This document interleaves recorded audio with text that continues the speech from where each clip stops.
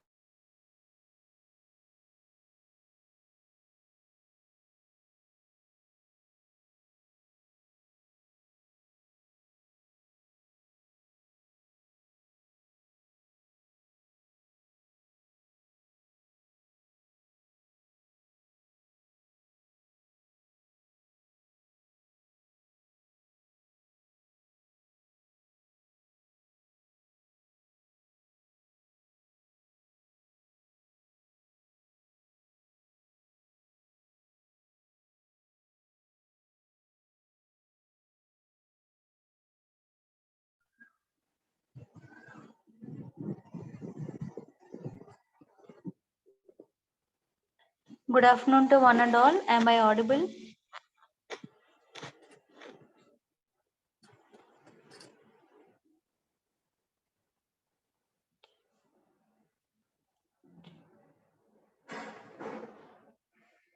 Am I audible, guys?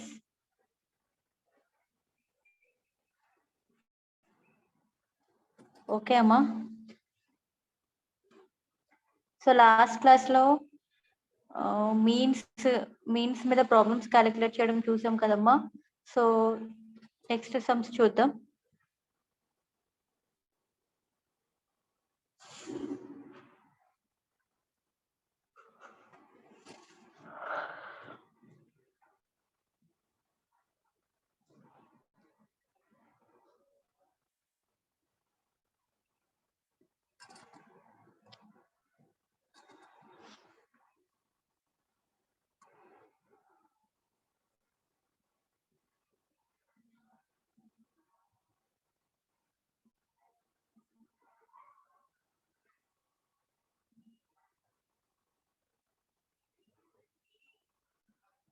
Single mean కి single proportion కి చూసాం కదమ్మా లాస్ట్ క్లాస్ లో problems.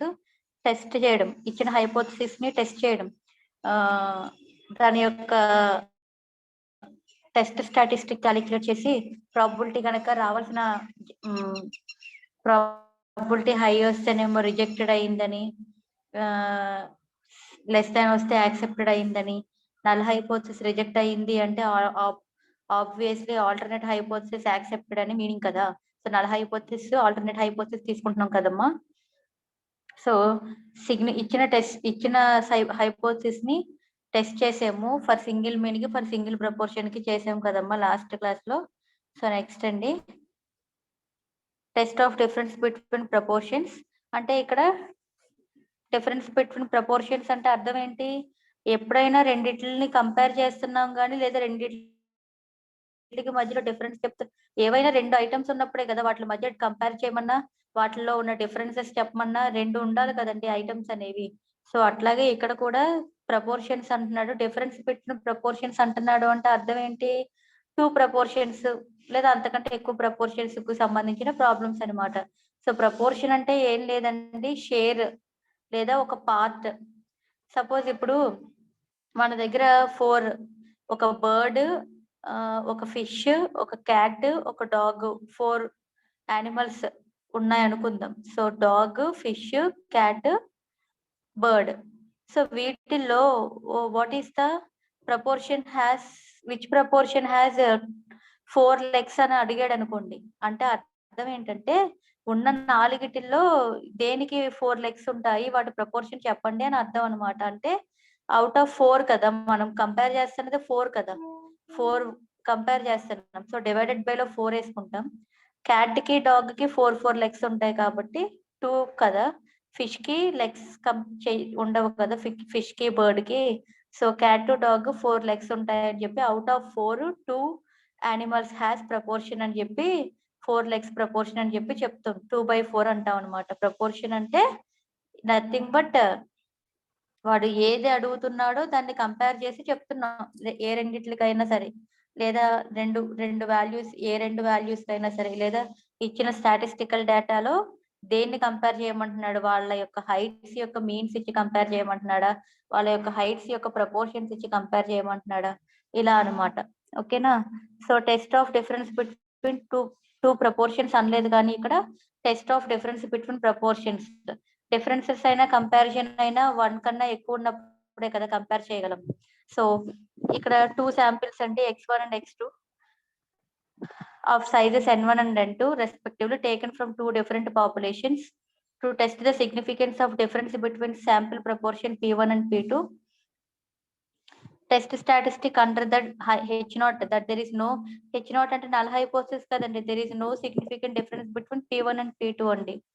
p1 suppose total population నుంచి, టోటల్ పాపులేషన్ గురించి నువ్వు ఏదైతే వాల్యూ చెప్తున్నావో, సపోజ్ టోటల్ పాపులేషన్ యొక్క మీన్ 20 అని చెప్పేశావు. నేను టెస్ట్ చేసుకుంటున్నా, అది నేను తీసుకున్న అజంప్షన్. నేను టెస్ట్ చేస్తున్నా, దాన్ని అబ్జర్వ్ చేసుకుంటున్నా, లేదా ఏదైనా రీసెర్చ్ కండక్ట్ చేసుకుని ఆ టోటల్ పాపులేషన్ అంతా చెప్పలేక దానిలో నుంచి కొంత శాంపిల్ ని కన్సిడర్ చేసుకుని దాని మీద రీసెర్చ్ చేసి ఆ టోటల్ పాపులేషన్ నాకు కూడా 20 వచ్చిందని నేను చెప్పేశాను అనుకో, టోటల్ పరంగా 20 అనే చెప్పాను అజంప్షన్. నేను ప్రాక్టికల్ గా చేసింది కూడా 20 అనే చెప్తున్నా పాపులేషన్ మీన్. సో రెండు సేమ్ అయితే నల్ హైపోథసిస్, రెండు సేమ్ అవ్వకపోతే ఆల్టర్నేట్ హైపోథసిస్ అని చెప్తున్నాం కదా. సో ఇక్కడ అంతేనండి. సో ఫార్ములా ఏంటంటే z equal to p1 minus p2 by root of pq into 1/n1 plus 1/n2. ఇక్కడ p1 p2 అనేవి ప్రపోర్షన్స్ అండి. Small p1 small p2 proportions అండి. క్యాపిటల్ P క్యాపిటల్ Q అనేది టోటల్ గా దాని యొక్క ప్రాబబిలిటీ, టోటల్ ప్రపోర్షన్ గురించి మాట్లాడుతున్నట్టు అనమాట. క్యాపిటల్స్ అంటే లార్జ్ టోటల్ అండి. టోటల్ గా ప్రపోర్షన్స్ అనుకుంటే దానిలో నుంచి కన్సిడర్ చేసిన శాంపిల్స్ కి సంబంధించిన ప్రపోర్షన్స్ P1 అండ్ P2 అండి. ఓకేనా. క్యాపిటల్ P ఇది, Q అంటే 1 - P. సో ప్రాబ్లం చూద్దాం, చూడండి. In a large city, in a large city A, 20% of a random sample of 900 school boys had a slight physical defect. In other city B, 18.5% of a random sample of 1600 school boys had the same defect. Is the difference between the proportion significance? ఇచ్చిన రెండు proportions కి మధ్య difference significance అంటే ఇక్కడ అర్థం 5% level of సిగ్నిఫికెన్సా, 1% level of సిగ్నిఫికెన్సా, రెండు రకాలు కదా. యూజువల్ గా ఎప్పుడు 5% లెవెల్ ఆఫ్ సిగ్నిఫికెన్సే చేస్తాం. వాడు అడగకపోతే సిగ్నిఫికెన్స్ అన్న మాట వస్తే 5% లెవెల్ ఆఫ్ సిగ్నిఫికెన్స్ దగ్గర చెక్ చేస్తాం. అంటే 5% లెవెల్ ఆఫ్ సిగ్నిఫికెన్స్ దగ్గర జెడ్ వాల్యూ ఉంటది కదండి. జెడ్ వాల్యూ ఉంటది కదా, 1.96 ఏదో something 5% level of significance. So నువ్వు ఈ ఇచ్చిన ప్రాబ్లమ్ కి జెడ్ క్యాలిక్యులేట్ చేస్తే దీనికంటే ఎక్కువ వచ్చింది అనుకో, సపోజ్ 2 వచ్చింది అనుకో, జనరల్ దానికన్నా ఎక్కువ వచ్చింది కదా, హైపోథసిస్ రిజెక్ట్ అయినట్టు. బిలో వచ్చింది అనుకో, సమ్ 1.2 వచ్చింది అనుకో, దీనికన్నా బిలో వచ్చింది కదా, యాక్సెప్ట్ అయినట్టు. సో అది సేమ్ మీన్ కి ఎలా చెప్తున్నామో ఇక్కడ అంతే, కాకపోతే ప్రపోర్షన్ అని పేరు పెడుతున్నాడు అంతే. సో n1 ఎంతండి, సిటీ ఏ, 2 సిటీస్ ఉన్నాయి ఏపీలు. ఏలోనేమో 20% ఏమో 20% ఆఫ్ ర్యాండమ్ శాంపిల్ ని కన్సిడర్ చేస్తే అందులో 900 స్కూల్ బాయ్స్ కి డిఫెక్ట్ ఉందని, 18.5% ర్యాండమ్ శాంపిల్ లో 1600 స్కూల్ బాయ్స్ కి డిఫెక్ట్ ఉందని బి అనే సిటీలో చెప్తున్నాడు. ఈ రెండిటికి మధ్య ఉన్న ప్రపోర్షన్ సిగ్నిఫికెన్స్ ఏంటి అని అడుగుతున్నాడమ్మా. సేమ్ డిఫెక్ట్ అంటే physical defect, slight physical defect అన్నాడు, కానీ స్లైట్ ఫిజికల్ డిఫెక్ట్ సేమ్ అదే డిఫెక్ట్ ఉందా అని నన్ను ఎక్కడ అడగలేదు. హ్యాడ్ ద సేమ్ డిఫెక్ట్ అంటున్నాడు, సేమ్ డిఫెక్ట్ ఉంది అంటున్నాడు.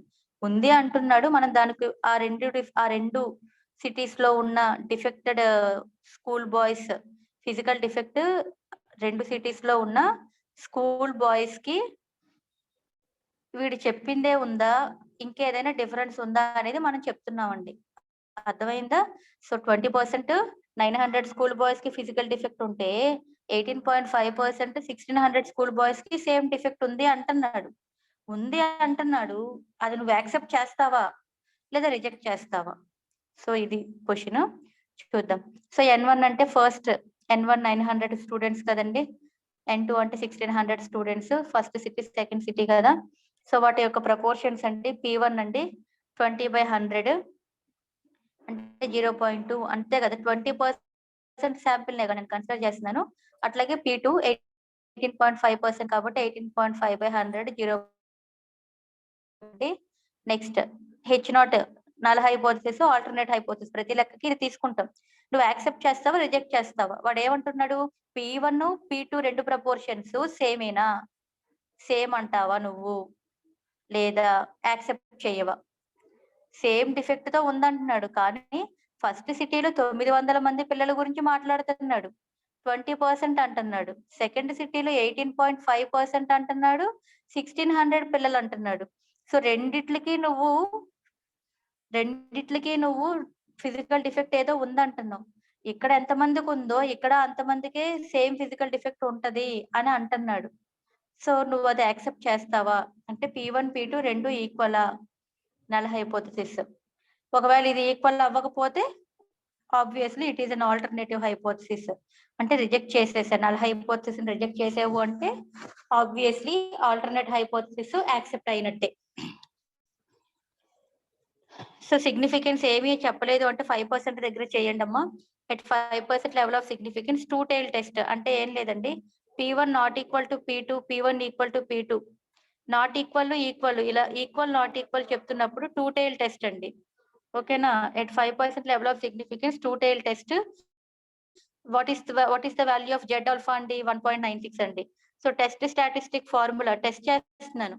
ఈ ఈ ఈ ఈ హైపోథసిస్ ని నేను యాక్సెప్ట్ చేయనా, రిజెక్ట్ చేయనా అనేది నేను చెక్ చేస్తున్నా.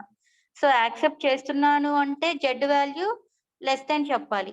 యాక్సెప్ట్ చేయట్లేదు అంటే జెడ్ వాల్యూ గ్రేటర్ దాన్ అవుతుందని చెప్పాలి. సో ఫార్ములా ఇదే కదమ్మా, జెడ్ ఈక్వల్ టు ప్రపోర్షన్ కి రాశాను. సో ఇక్కడ క్యాపిటల్ P క్యాలిక్యులేట్ చేయాలి మనం. క్యాపిటల్ P క్యాపిటల్ Q తెలియకుండా ఈ జెడ్ వాల్యూ సింప్లిఫై చేయలేము. సో క్యాపిటల్ P కి formula P1 N1 plus P2 N2 by N1 plus N2. P1 P2 ఉంది, N1 N2 ఉంది, సింప్లిఫై చేయండి. క్యాపిటల్ P వస్తుంది. క్యాపిటల్ P వచ్చింది అంటే Q equal to 1 minus P కదమ్మా. సో స్మాల్ క్యాపిటల్ Q కూడా వచ్చేస్తుంది. సో ఫైనల్లీ జెడ్ క్యాలిక్యులేట్ చేయండి. సింప్లిఫై చేస్తే 0.92 వచ్చింది. 0.92 మనకి 5% లెవెల్ ఆఫ్ సిగ్నిఫికెన్స్ ఏంటి ఇక్కడ? 1.96. 5% level of significance Z alpha ఎంత? 1.96. మనకి ఇప్పుడు ఎంత వచ్చింది? 0.92. లెస్ దాన్ ఏగా వచ్చింది అంటే యాక్సెప్టెడే. అంటే నల్ హైపోథిసిస్ కరెక్టే, రిజెక్ట్ చెయ్యట్లా. వాడు చెప్పింది కరెక్టే, సేమ్ ప్రపోర్షన్ లోనే ఉన్నాయంట. 20% 900 స్కూల్ బాయ్స్ కి ఎలాగైతే ఫిజికల్ డిఫెక్ట్ ఉందో 18.5% 1600 స్కూల్ బాయ్స్ కి అదే సేమ్ డిఫెక్ట్ ఉందంట. అంటే వాడు చెప్పింది కరెక్టే, యాక్సెప్ట్ చేయొచ్చు మనం. ఇచ్చిన హైపోథిసిస్ నేను యాక్సెప్ట్ చేస్తున్నాను బికాస్ జెడ్ ఆల్ఫా 1.96 అండి. 5.5% లెవెల్ ఆఫ్ సిగ్నిఫికెన్స్ దగ్గర మనకు వచ్చిన జెడ్ వాల్యూ 0.92 అండి. సో 1.96 కన్నా 0.92 చిన్నదే కాబట్టి లెస్ దెన్ కాబట్టి వీ కెన్ యాక్సెప్టెడ్ అనమాట. అంటే నల్ హైపోథిసిస్ ఇస్ యాక్సెప్టెడ్ అనమాట. P1 P2 రెండు సేమే, వాడు ఇచ్చింది కరెక్టే, ప్రపోర్షన్స్ ఆర్ సేమ్ అనమాట. ఓకేనా? Next problem. Emission produced 16 defective articles in a batch of 500. After overhandling, it produced 3 defectives in a batch of 100 as the machine produced 16 defective articles 500 in a batch of 500. అలాగే 100 ఉన్నప్పుడు machine produce చేసేది defective articles 3 అండి. ఓకేనా? అయితే as the machine produced after over handling అన్నాడు కాబట్టి over high అంటే ఇక్కడ N1 అంటే 500 అండి, N2 అనేది 100 అండి. 500 లో 16 గురించి మాట్లాడుతున్నా. 500 కి 16 డిఫెక్టివ్ ఆర్టికల్స్. 100కి 3 defective articles. So P1, P2 రాసుకున్నానండి. నల్ హైపోథిసిస్ ఏంటి? P1 ని P2 ని ఈక్వల్ అని నువ్వు యాక్సెప్ట్ చేస్తావా? P1 గ్రేటర్ దెన్ P2 అంటావా? అంటే P1 ప్రపోర్షనే ఈ పెద్దది P2 ప్రపోర్షన్ కన్నా అని అంటావా? ఓవర్ హ్యాండ్లింగ్ అన్నాడు కదా! So P1 greater than P2 అంటున్నా. అంటే ఇలా గ్రేటర్ దెన్ వచ్చినా లేదా P1 లెస్ దెన్ P2 వచ్చినా నేను కండిషన్ చెప్పా. 1 టైల్ టెస్ట్, 2 టైల్ టెస్ట్ స్టార్టింగ్‌లో. 1 టైల్ టెస్ట్ అన్నప్పుడు లెఫ్ట్ టైలా, రైట్ టైలా అని చెప్పాను చూడండి. సో ఇలాగ గ్రేటర్ దెన్ వచ్చినా, లెస్ దెన్ వచ్చినా 1 టైల్ టెస్ట్ అన్నమాట. సో 1 టైల్ టెస్ట్ దగ్గర 5% లెవెల్ ఆఫ్ సిగ్నిఫికెన్స్ వాల్యూ 1.65 అండి. 1 టైల్ టెస్ట్ దగ్గర 5% లెవెల్ ఆఫ్ సిగ్నిఫికెన్స్ వాల్యూ 1.65 అండి. సో ఇది Z value. Test statistics same formula ఇందాక రాసాం కదా! రాసేసా. క్యాపిటల్ P కాలిక్యులేట్ చేసా. క్యాపిటల్ Q కాలిక్యులేట్ చేసా. జెడ్‌లో సబ్స్టిట్యూట్ చేసా. చేస్తే Z ఈజ్ ఈక్వల్ టు 0.105 వచ్చింది. మనకి Z ఎంత రావాలి? 1.65. నాకొచ్చింది ఎంత? 0.105 లెస్ దానే వచ్చింది. నాకొచ్చిన Z is less than Z alpha అయ్యింది. అంటే హైపోథిసిస్ ని యాక్సెప్ట్ చేస్తున్నాను. Null hypothesis is accepted. అంటే P1 ఈక్వల్ టు P2 అన్నది నేను ఒప్పుకుంటున్నాను. P1 గ్రేటర్ దెన్ P2 కాదు. P1, P2 అనే దాన్ని నేను యాక్సెప్ట్ చేస్తున్నాను. నల్ హైపోథిసిస్ యాక్సెప్టెడ్ అని చెప్తున్నా. నెక్స్ట్ అండి. సో ఈ ప్రాబ్లం కూడా అంతే. మీరు చూడండి అమ్మ. థర్డ్ క్వశ్చన్ ఒకసారి మీరు చేయండి. ఇది చూస్తాను చూడండి. Random samples of 400 men and 600 women are asked whether they would like to have a flyover near their residence. 200 men and 325 women are in the favor of the proposal. Test the hypothesis that proportions of men and women in favor of the proposal are same, against that they are not at 5% level of significance. ఏం లేదండి, 400 men 600 women ఉన్న total లో samples లో నేను అందులో నుంచి 200 మంది 325 women ని అడుగుతున్నా. మీరుంటున్న దగ్గరలో ఏదైనా ఫ్లైఓవర్ ఉందా అని అడుగుతున్నా. 200 men 325 men are in the favour of proposal. అంటే 400 men 600 ఉమెన్ ని అడిగినప్పుడు ఏదైతే నాకు ప్రపోజల్ వస్తుందో అంటే వాళ్ళు చెప్తున్నారో అది 200 men 325 ఉమెన్ కూడా అదే ఫేవర్ ఆఫ్ ప్రపోజల్ చెప్పారంట. అయితే టెస్ట్ చేయమంటున్నాడు. Test the hypothesis that proportions of men and women in favour of the proposal are same గా చెప్పారా? Against that they are not at 5% level of significance. 5% level of significance దగ్గర కాకుండా చెప్తున్నారా? చూద్దాం అసలు ఏంటి అనేది. N1 ఎంతమంది అండి? 400 men. 400 men 600 women. ఈ 400 టోటల్ 400 men లో 200 men గురించి మాట్లాడుతున్నా. సో 200/400 P1 అవుతుంది. అలాగే 600 ఉమెన్ లో 325 మాట్లాడుతున్నా. 325/600 ఇవి టోటల్ అండి. 400 total men, 600 total women. Total లో నేను 200 325 శాంపిల్స్ గురించి మాట్లాడుతున్నా. ఓకేనా? సో P1 P2 వచ్చినాయి. P1 ఈక్వల్ టు P2 అంటున్నా. P1 not equal to P2.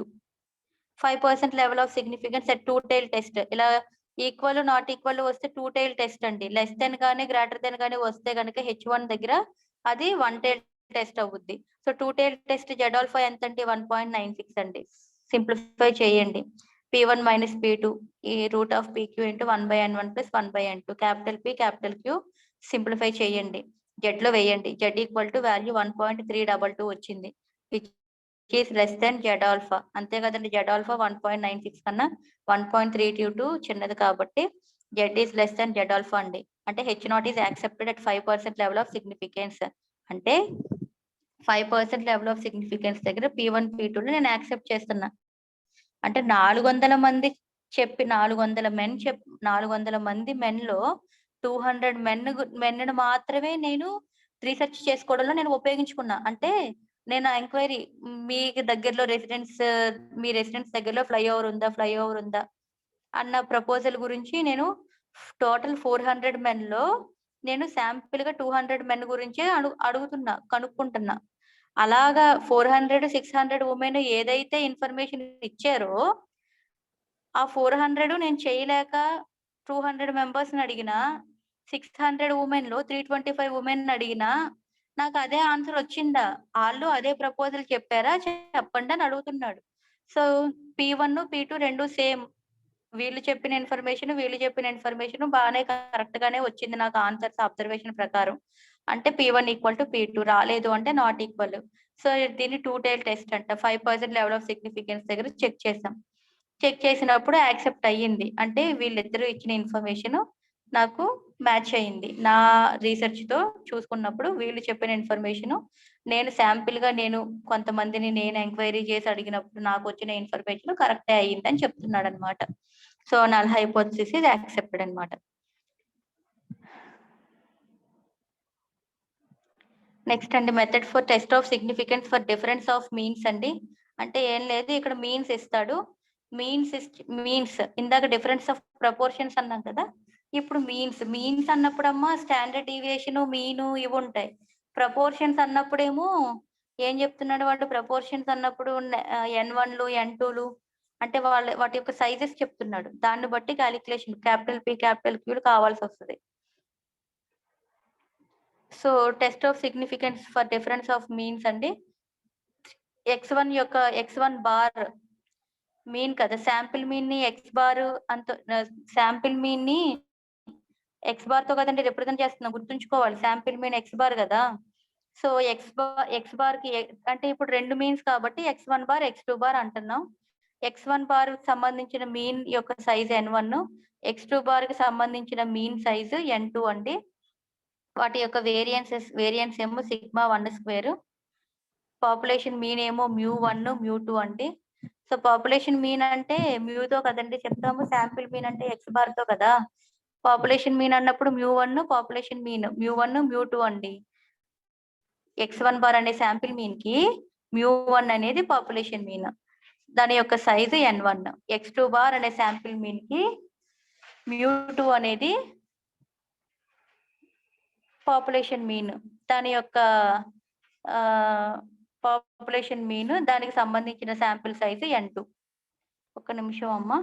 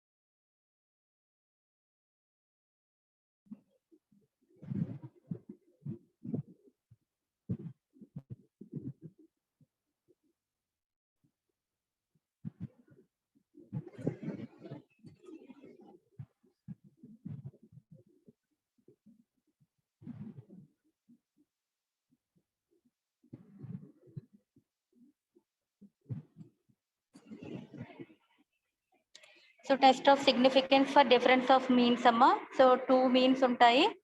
Mean ఏమో శాంపిల్ మీన్ x1 బార్ అంటున్నాం, ఫస్ట్ శాంపిల్ మీన్ ని. దాని యొక్క సైజ్ n1, అలాగే పాపులేషన్ వచ్చేసి μ1 పాపులేషన్ మీన్, అలాగే వేరియన్స్ σ1² అండి. Next x2 bar second sample mean, దానికి సంబంధించి సైజ్ వచ్చేసి n2, మీన్ పాపులేషన్ మీన్ వచ్చేసి μ2 అండ్ వేరియన్స్ వచ్చేసి σ2² అండి. So the test statistic formula z equal to x1 bar minus x2 bar by root of σ1² by n1 plus σ2² by n2. So ఇప్పుడు means ఏవైనా 2 means ఇస్తాడు, దానికి సంబంధించిన information కరెక్టా, నువ్వు యాక్సెప్ట్ చేస్తున్నావా, ఇచ్చిన దాన్ని రిజెక్ట్ చేస్తున్నావా. So the average marks scored by 32 boys is 72 with a standard deviation of 8. 32 boys కి సంబంధించి మార్క్స్ యావరేజ్ గా 72 అని చెప్తున్నాడు. దానికి స్టాండర్డ్ డీవియేషన్ వచ్చేసి 8. అట్లాగే వైల్ దట్ ఫర్ 36 గర్ల్స్ 70 చెప్తున్నాడు with a standard deviation of 6. Test at 1% అన్నాడండి. 1% లెవెల్ ఆఫ్ సిగ్నిఫికెన్స్ దగ్గర టెస్టింగ్ చేసుకోమంటున్నాడు. Whether the boys perform better than girls అంటే దీని మీనింగ్ ఏంటి, గర్ల్స్ కన్నా బాయ్స్ ఎక్కువ బెటర్ గా మార్కులు తెచ్చుకున్నారని అడుగుతున్నాడు. టెస్ట్ చేయమంటున్నాడు. ఈ 1% లెవెల్ ఆఫ్ సిగ్నిఫికెన్స్ దగ్గర టెస్ట్ చేసి చెప్పమంటున్నాడు.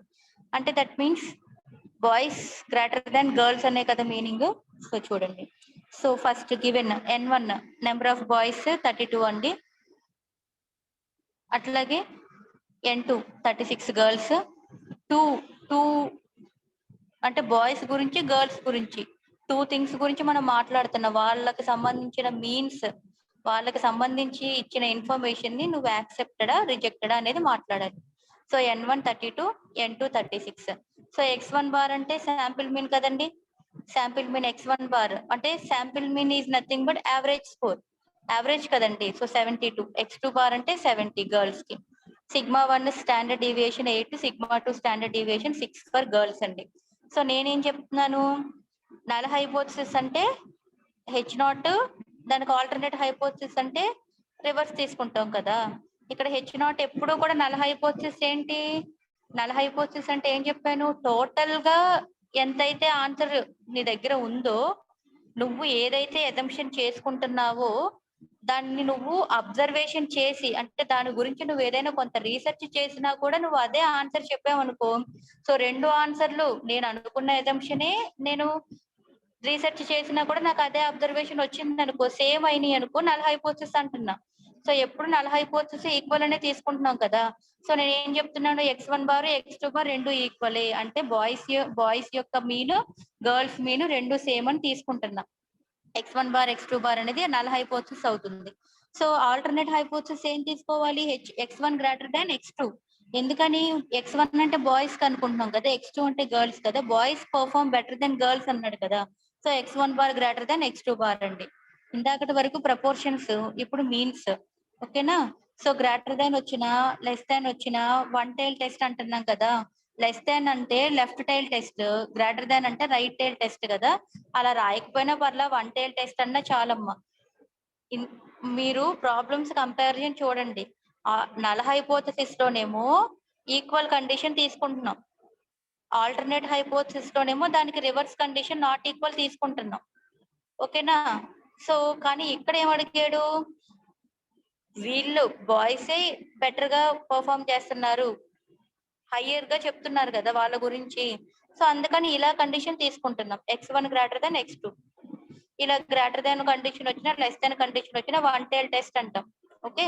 సో 1% లెవెల్ ఆఫ్ సిగ్నిఫికెన్స్ దగ్గర కదా చెక్ చేయమని అడుగుతున్నాడు. 1% లెవెల్ ఆఫ్ సిగ్నిఫికెన్స్ దగ్గర జెడ్ ఎంతండి, Z value 2.33. So test statistic formula మీకు తెలుసు, x1 bar minus x2 by root of σ1² by n1 plus σ2² by n2. Okay, నీ దగ్గర x1 బార్ ఉంది, x2 బార్ ఉంది, σ1 ఉంది, σ2 ఉంది. సింప్లిఫై చేయండి అమ్మా. 1.51547 వచ్చింది.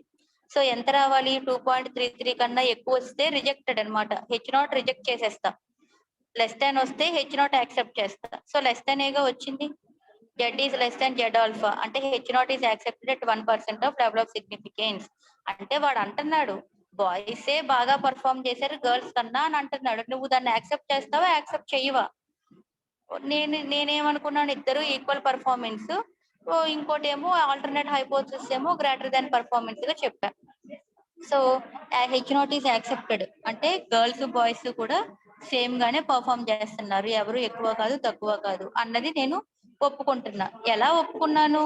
ఈ టెస్ట్ స్టాటిస్టిక్ దీన్ని సింప్లిఫై చేసుకుని ఇక్కడ అబ్జర్వ్ చేసుకుని నేను చెప్పా. ఓకేనా, నువ్వు యాక్సెప్ట్ చేస్తున్నావా రిజెక్ట్ చేస్తున్నావా అనేది త్రూ ఫార్ములా ద్వారా క్యాలిక్యులేట్ చేసి చెప్తున్నావు ఇక్కడ. ఎప్పుడైతే నువ్వు నల్ హైపోథిసిస్ యాక్సెప్ట్ చేస్తున్నావో ఆల్టర్నేట్ హైపోథిసిస్ ఇంకా పనికిరాదు. నల్ హైపోథిసిస్ రిజెక్ట్ చేసావనుకో ఆల్టర్నేట్ హైపోథిసిస్ యాక్సెప్ట్ చేసినట్టు. సో ఇక్కడ మనం నల్ హైపోథిసిస్ యాక్సెప్ట్ చేసాం కదా, there is no need to check alternate hypothesis. So ఇది కూడా అంతేనమ్మా, సేమ్ ప్రాబ్లమే. ఒకసారి చూడండి, ఇది చూద్దాం. చూడండి, 15.5% of a random sample of 1600 undergraduates are smokers, whereas 20% of a random sample of 900 postgraduates are smokers in a state. Can we conclude that less number of undergraduates are smoker than the postgraduates? చూసారా, less number of అన్నాడు. less number of undergraduates are smokers than the postgraduates. So ఇక్కడ మనకి ఇక్కడ under graduates గురించి post graduates గురించి మాట్లాడుతున్నారు. 2 samples, వాళ్ళ sizes ని N1 N2 తో ఇండికేట్ చేస్తాం. సో N1 అంటే 1600, N2 అంటే 900 కదండి. 1600 అండర్ గ్రాడ్యుయేట్స్, 900 ఏమో పోస్ట్ గ్రాడ్యుయేట్స్. సో వాటి యొక్క పర్సంటేజెస్ ఇచ్చాడు కదండి. సో 15.5% అంటే 15.5/100 అంటే 0.5155, అది P1. Okay, next P2 20%, 20/100 0.2. So మనం ఏమంటున్నానంటే P1 ఈక్వల్ టు P2. ఇద్దరు గురించి నేను సేమ్ గానే, ఇద్దరు ఒకళ్ళు ఎక్కువ స్మోకర్లు ఉన్నారని ఒకళ్ళు తక్కువ స్మోక్ చేస్తారని నేను చెప్పడంలో, ఇద్దరిని ఈక్వల్ గానే చెప్పేస్తున్నా, రెండు సేమేనంటే అని తీసుకుంటున్నా. అది నల్ హైపోథిసిస్. ఆల్టర్నేట్ హైపోథిసిస్ ఏంటి? P1 less than P2. ఎందుకని? P1 అనేది సపోజ్ గ్రాడ్యుయేట్స్ అనుకుంటే, P2 అనేది ఆ పోస్ట్ గ్రాడ్యుయేట్స్ గురించి చెప్తే, P1 అంటే can we conclude that less number of undergraduates are smokers అంటే P1 లెస్ దాన్ P2 అంటే అండర్ గ్రాడ్యుయేట్స్ తక్కువ స్మోక్ చేస్తారు పోస్ట్ గ్రాడ్యుయేట్స్ కన్నా, అంటే P1 less than P2. So చెప్పాను, ఇలా లెస్ దాన్ వచ్చినా గ్రేటర్ దాన్ వచ్చినా లెఫ్ట్ టైల్ టెస్ట్ లేదా వన్ టైల్ టెస్ట్ అంటామన్నాను కదా. సో ఇక్కడ వీడు లెవెల్ ఆఫ్ సిగ్నిఫికెన్స్ ఎంత అని అడగలేదు కదా, ఏమీ అడగనప్పుడు 5% లెవెల్ ఆఫ్ సిగ్నిఫికెన్స్ చేయండి.